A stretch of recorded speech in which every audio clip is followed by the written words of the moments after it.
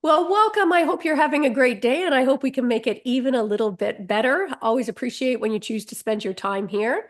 And I want to make sure that you get really good value when you do decide to spend your valuable time with us. And today you are going to get that in boatloads. We're going to be talking with Dr. Evelyn Light about negotiating past addictions and abuse and other traumas. So welcome, Evelyn. I'm so happy to have you here.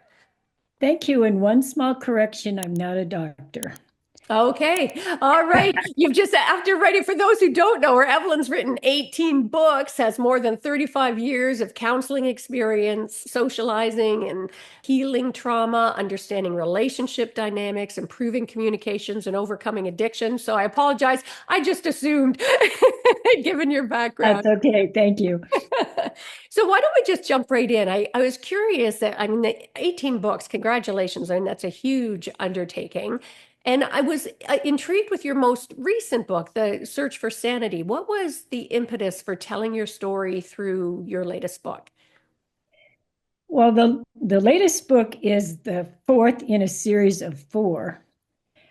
And the whole subject is about addiction, growing up in an alcoholic family, marrying a battering alcoholic, learning what the disease is, Yeah. learning how to cope with my life, which was really traumatic in many areas.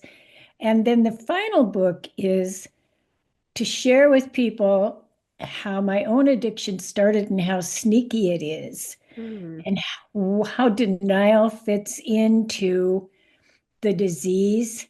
Yeah. Because even here now in 25, there's a stigma Yeah. about alcoholism and drug addiction.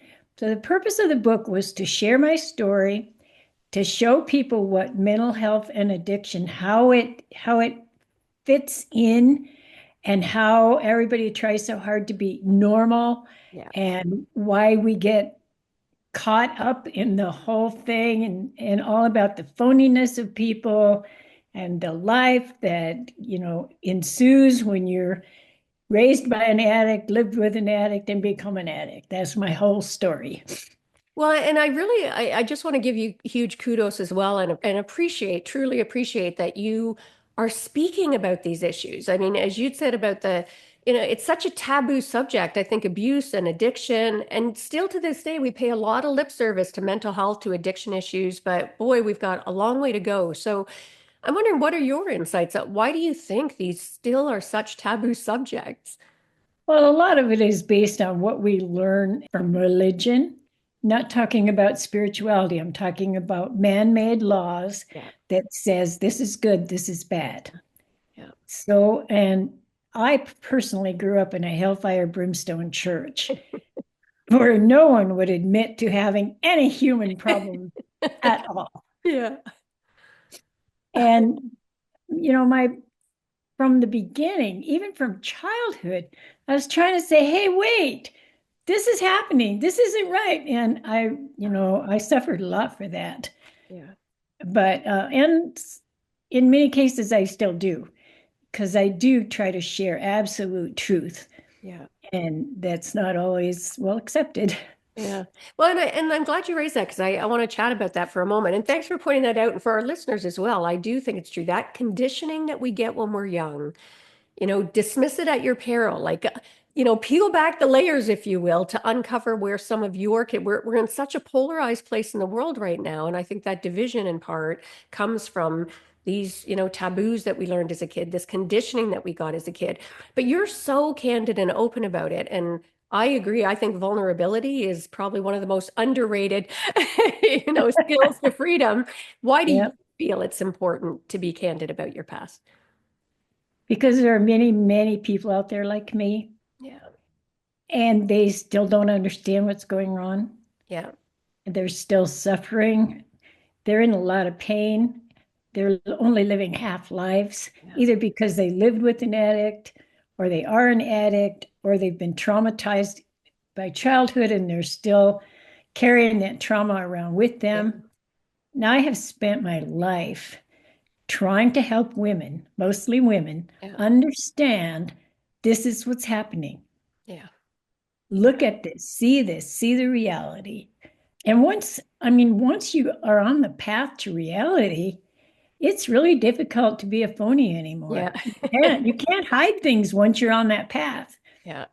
And it's such an important path. And I'm glad you mentioned, because I think as women in particular, we are really conditioned as well to not, be a good girl, be quiet, don't complain, be the martyr. So we don't have outlets, or we don't believe we have the freedom to be able to speak candidly about things happening, which allows us to be, on the one hand, potentially martyrs, but also victims or subject. Now, you said something that really caught my attention about it sneaking up on you. I wonder if you'd share with us a little bit about that, like for your experience, and maybe some cautionary advice for our listeners about the ways that this can sneak up.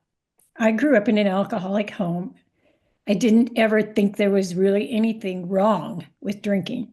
Yeah, My father's behavior was erratic. When he was sober, he could be the nicest guy in the world.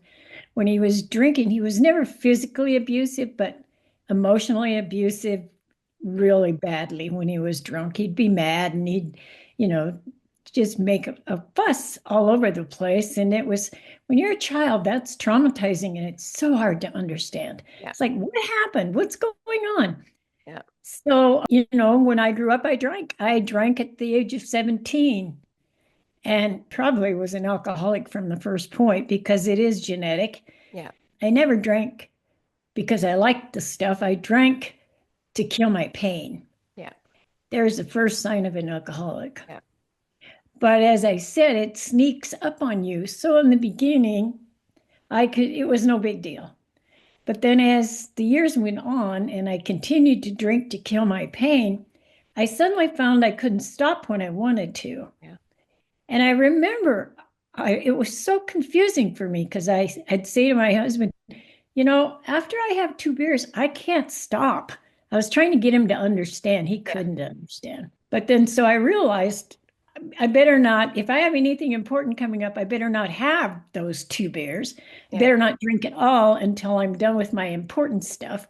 And as a mom, I had a lot of important stuff. yeah, So I could actually stay sober for months at a time Hmm, because I would be busy yeah, and I had important stuff coming up and I didn't want to ruin it with alcohol. But ultimately, I did ruin it with alcohol. I remember one point, my son had an appointment in another town with a specialist doctor. And I had looked, it took us months to get into this doctor, and it was a really big deal. yeah. And I went out and got drunk the night before, and I could not get up the next morning. Oh dear. So my husband took him. Yeah, That's the first time I started to realize, hey, maybe there is a problem here. yeah, But I never considered it alcohol. yeah, I considered it all kinds of other stuff. And that's the problem with this disease, the denial yeah, and the way it sneaks up on you. yeah. Yeah, dangerous combination, right? You've got something creeping up on you. Your natural instinct is to not deny and deny as things escalate. Now, what was the catalyst for you? Because you've clearly like dramatically changed the trajectory of your life. What would you say is the catalyst? Well, there were a couple of things. One thing, I was married to a batterer, and my children's lives really were at risk. Yeah, So it took very careful planning to get out of that mess. But before I could get out of it, I had a younger brother who came to me and said, I am not going to have anything to do with you anymore. I'm not going to help you anymore because I'm watching you put up with all this stuff. Mm, And if you wanted to, you could be somebody. yeah, You're smart. You don't have to put up with this. yeah. Well, he died 3 weeks later in a freak accident. Wow. Your And bro- your at brother. my little brother, Yeah. Oh, and at his funeral, I am sitting there swearing, I will be somebody. I will do it for you. oh, And so I did. wow. That was the impetus that kept me Yeah. going, even though I drank to kill the pain of his death. And I didn't really go to treatment until I became the director of an outpatient treatment center. Yeah. And I listened to people talking, and it just, I couldn't deny it anymore. They were telling my story, and here I am, the director. Kind of ironic. I finally had to give in and Yeah. surrender. Yeah.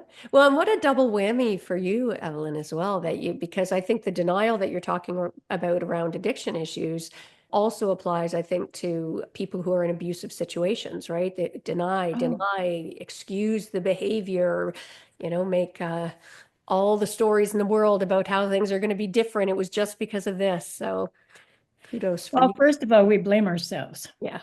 Yeah. We are conditioned from childhood to blame ourselves for every bad thing. Because if we don't blame ourselves, as children, if we don't blame ourselves, Yeah. we're going to commit suicide Yeah. because we realize we're totally trapped and we can't get out of here. Yeah. So we blame ourselves. And because we blame ourselves, well, we can do things differently now. Yeah. Yeah. Now, what are some tips? Like we've talked about that addiction and how it creeps up on you and it's sneaky and there's the denial. So, do you have any tips for our listeners about how to, negotiate past addiction, if you will? It's how to negotiate their own mindset. Well, knowledge is power. Lack of knowledge is intimidation. I like that. If you're dealing with anything that is confusing you, that's a clue. And Mhm. now, we didn't have the internet when I was going through Yeah. this, and there was no way to really look up Yeah. things. And I went for spiritual help. Like I went to my minister and I talked to him about my husband, and the minister said, "Go home and pray." Yeah. Yeah. That's what they told women, go I've home and pray. heard that story more times than I can count, Evelyn. It's like, yeah. So God took care of me. He really did because he got me into my first job was, I mean, my first real job after getting out of college was as education specialist in the Division of Alcoholism for the state of South Dakota. Wow. To Wow. do that, I had to read everything. Yeah. I had to learn everything I possibly could. I went to workshops.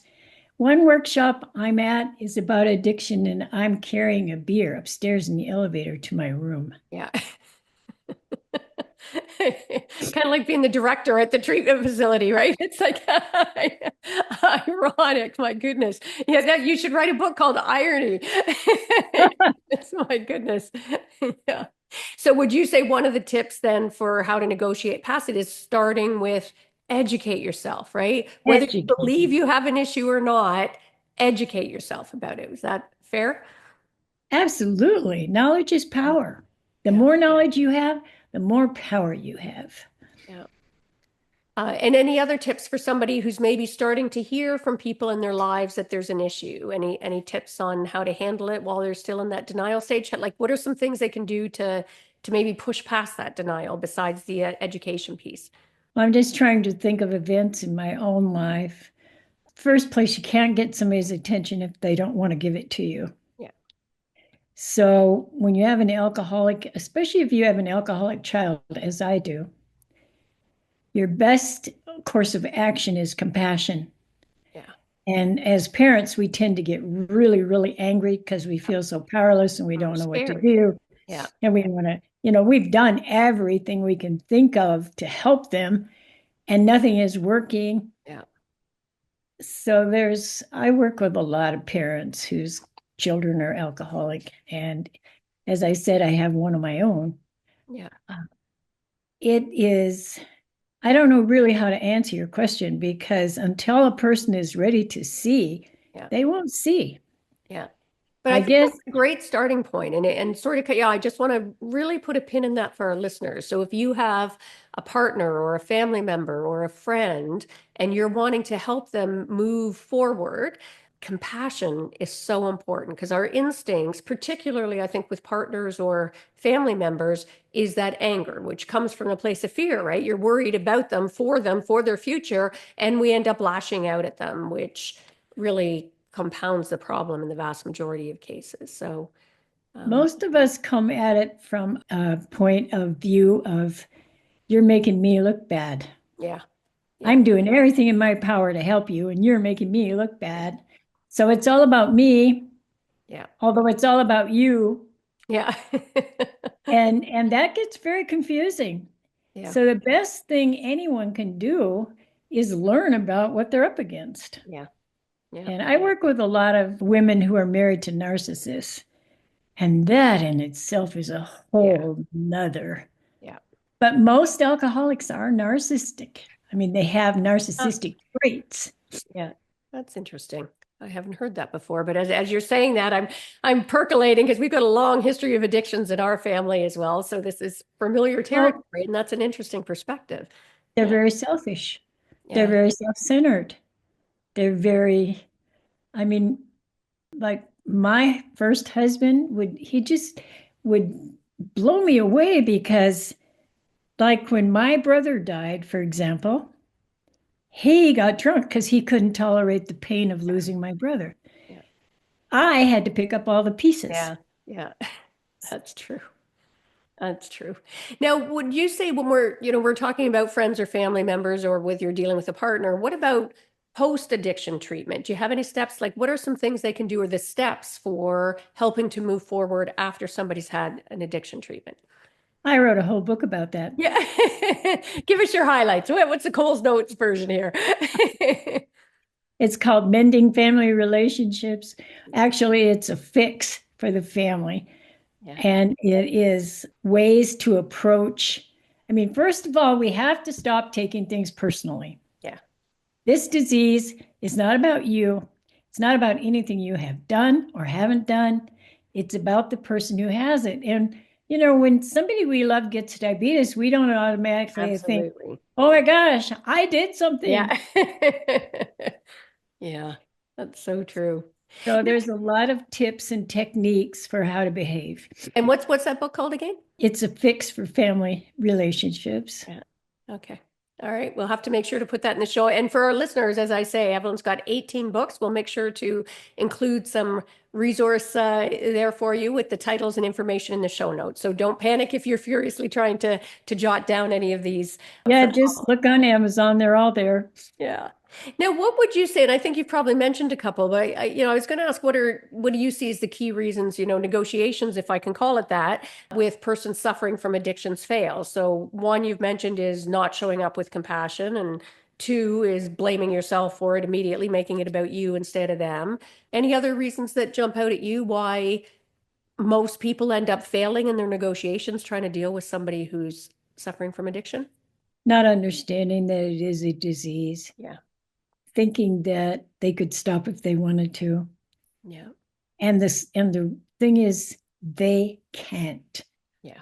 They can surrender to the disease and get help for it, but they can't just, I mean, my husband kept promising me, okay, I'll never do it again. Okay, I'll never do it again. Okay, I'll never do it again. Yeah.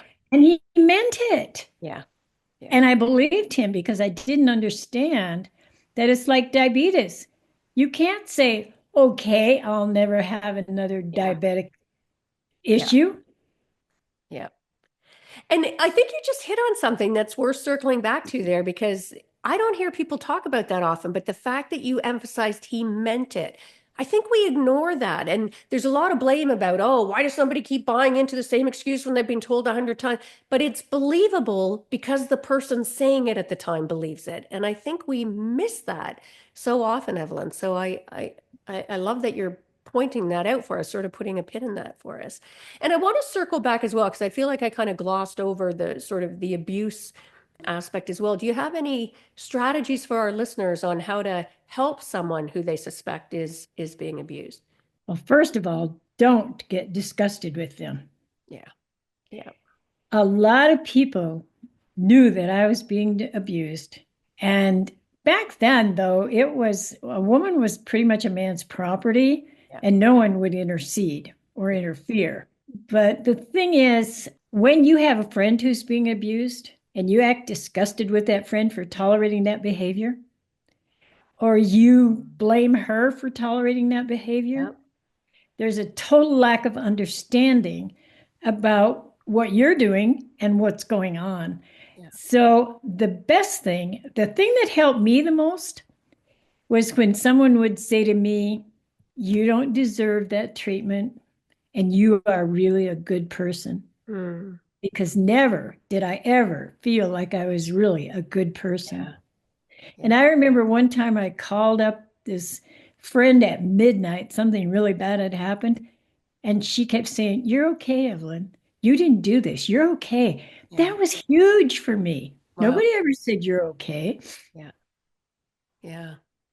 Oh, see, so simple, and we don't think about that. And I'm glad you're calling. I love your transparency and vulnerability about this. And it's interesting as you're saying that because this circles back to what we talked about at the beginning. It's so important to be able to speak out about these issues. But how can you ever expect somebody to speak out when they're being treated as if it's their fault, as if people are in their life who they care about and who are supposed to care about them are disgusted by their behavior, as if they're the ones who are doing something wrong. So again, for our listeners, if you have somebody in your life who you suspect is being abused, these are really important distinctions to draw in how you approach them. Like that just grabbed my heartstrings there when you said about them saying, "You're okay. This isn't on you," right? Just how, what an impact that had on you at that point in your life, right?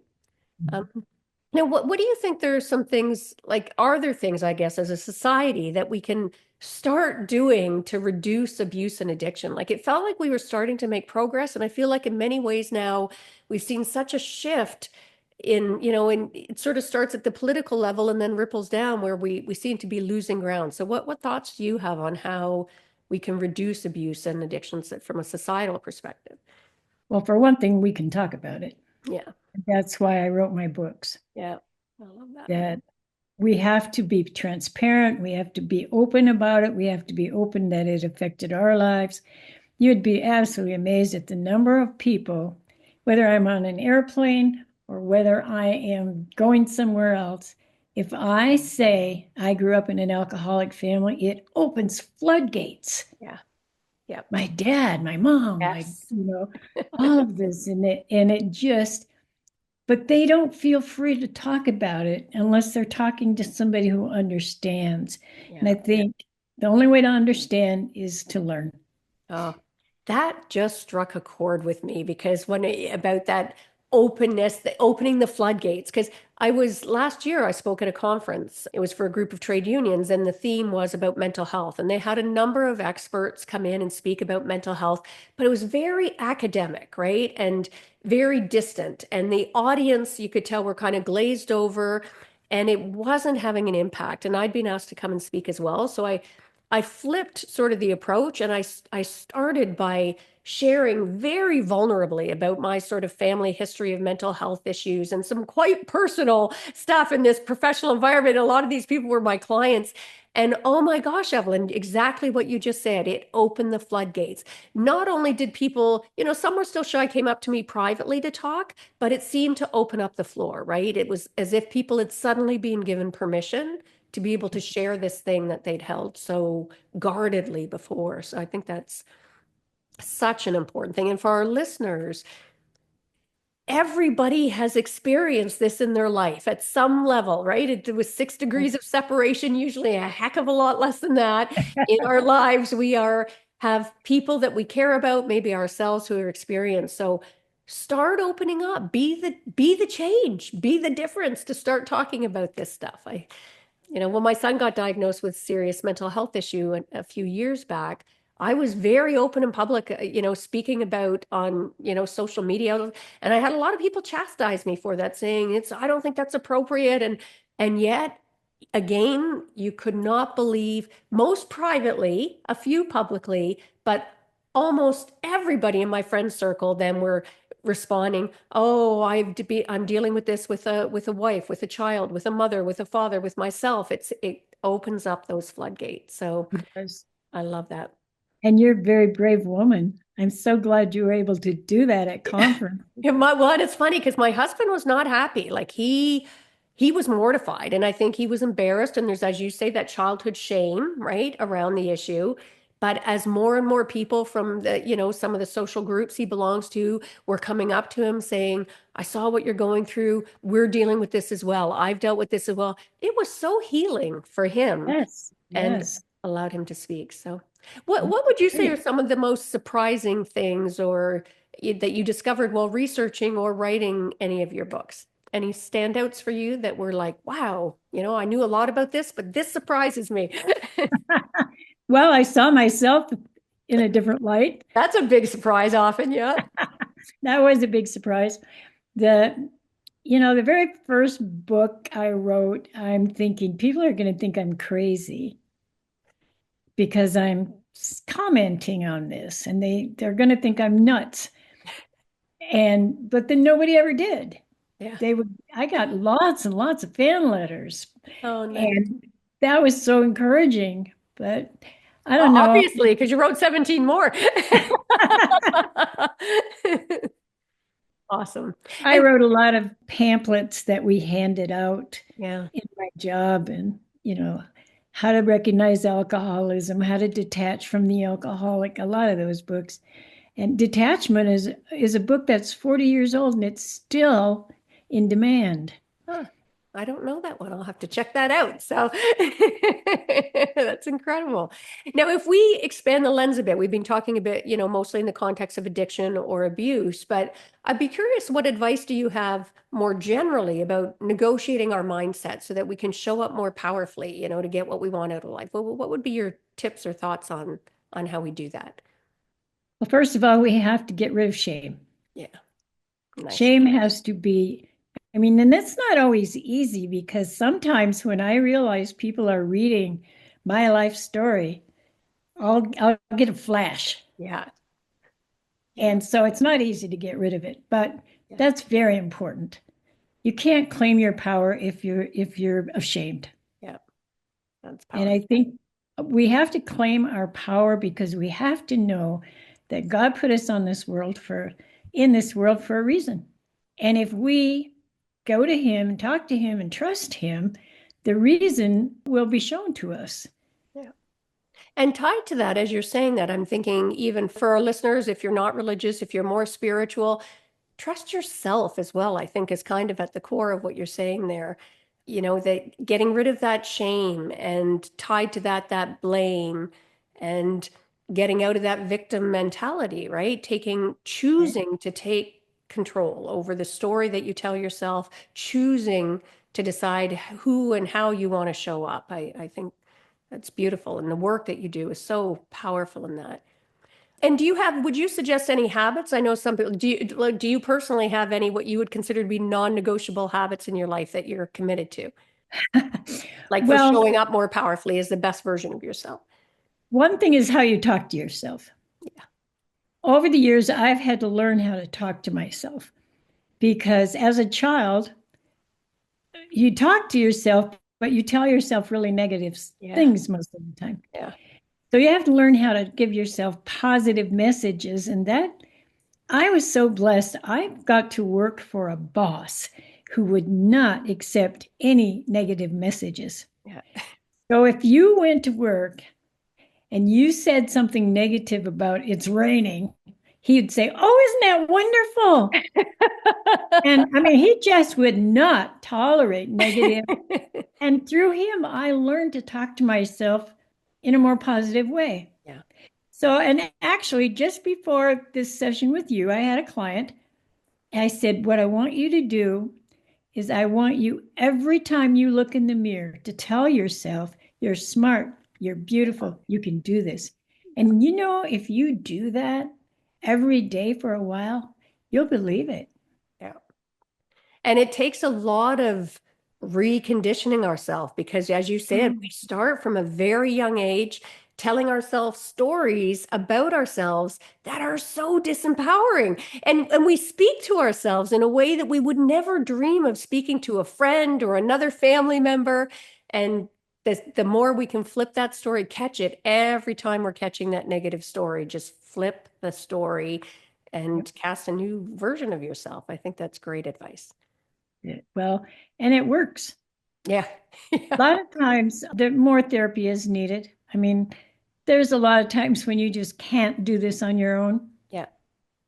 Yeah. but many times you can help whatever is happening by changing the script. Yeah. And especially, I would say, when you don't believe it, right? The more you say it and train your brain, retrain your brain, you can create new neural pathways so that you'll change what your brain will start looking for. I feel like, and I think science supports that our brains try and give us what it thinks we want. So when we're telling negative stories, it's going to look for all of the examples that support that negative story. But the opposite is also true. If we start telling ourselves positive stories, even before we believe it, our brain will start looking for some of those examples of how we've been smart or how we're compassionate or how we have capability. And then that becomes self-fulfilling and helps prop up that new story, that better story. Love that. That's absolutely true. And it works. I mean, it's a simple thing, but it works. Yeah. Well, Evelyn, I can't believe how quick our time has gone. And it's been such a pleasure speaking with you. And again, I can't thank you enough for sharing so vulnerably your story, not just on this brief time we've had together, but in your books, putting them out in the world. And I normally like to end by asking, what's one of the greatest mindset shifts that you've had in your life? Doesn't have to be about this issue at all, just one of those aha moments that makes you think differently or show up differently. Oh, I've had so many. That's The nice. major one was I told you I went to a hellfire brimstone church. Yeah. When I was 7 years old, my father told me, and there was a whole thing behind this, but he told me, if you fight with your brothers, God will come and take one of them away. Jeez. That's hellfire brimstone. Yeah. And I believed it. And then a Yeah. few months later, my baby brother died. Oh my God. So Oh, I spent much of my life fighting with God in a power struggle. wow. And the most aha moment for me was when I realized that wasn't true, that He's not going to punish me, that I don't have to be in a constant power struggle, and that I can just let go and surrender. That's Yeah. that's my most eye-opening moment. Mm. Oh, surrender. What a great word to end on as well for our listeners. That's something I fought against. I railed against the system for much of my life as an activist and a social justice attorney. And I railed against as things were happening to me and I'd fight against it. And there is such a gift in surrendering, right? Surrender to, God, the universe, whatever it is that you believe in. Allow yourself to surrender. It gets rid of so much of the worry and the heartache and the blame. And And the oh power my struggle that takes so much energy. energy. Yes. And if you don't mind me asking, Evelyn, that, my gosh, that story about your brother, I can't imagine as a young child, how did you get past what I imagine was the blame that you were attributing to yourself, right? I took EMDR. I don't know if you've ever heard of that. The eye movement, the rapid therapy, is Yeah, that the one? yeah. Yeah. It's my experience with I had EMDR for myself, and that was one of the things I tackled, Yeah. and it changed my whole outlook. It is it doesn't work for everybody, but when it works, it's a miracle. Yeah. I've never And tried that. I've been doing that for 20 years. I was the first one in South Dakota to ever do EMDR. Wow. Wow. As a therapist, I've been Yeah. doing. Yeah. That's impressive. Okay. All right. Well, we'll have to look into that. So where can people learn more about you, Evelyn? Well, they can go to a Center for Training and Restoration.com. There are free books on there. There's all kinds of articles. Nice. There's anything you want, plus my phone number and my email. Beautiful. And we'll make sure to put that in the show notes. And as always, I encourage people when somebody is offering you a gift, take advantage of the gift. Evelyn has just told us there are free resources there. There is access to free books there. Take advantage and go. Knowledge is power, as Evelyn said. So please do take advantage of that gift and arm yourself. And again, thank you so much, Evelyn, for being with us here today and sharing. It is so appreciated. Really my pleasure. And I absolutely admire you tremendously. Well, right back at you, and thank you. That's lovely. And for our listeners, I have no doubt so much value here today. I hope you were really taking some of that in and thinking about ways that you can apply it in your life. Make sure to share as well. Give the gift of sharing with anyone else that you think could benefit and value, take some value away from this message. And let's face it, who couldn't benefit from this? We're all exposed to this in our lives. So please do share. Make sure to subscribe before if you haven't already done that. And before we sign off today, just want to share some ways we can work together. If you are looking to negotiate your best life and up level your negotiation skills to do that, I've got everything from online to my mastermind and VIP experiences available so that you can leverage your innate power to get more of what you want and deserve in life. And if that sounds interesting, check it out at artoffemininenegotiation.com. Make sure to grab a copy of my book of the same name if you haven't done that yet. And that is a wrap for this episode. Until next time, go forth and negotiate your best life on your terms so you can stop messing out and start getting more of what you want and deserve from the boardroom to the bedroom. Until next time, take care.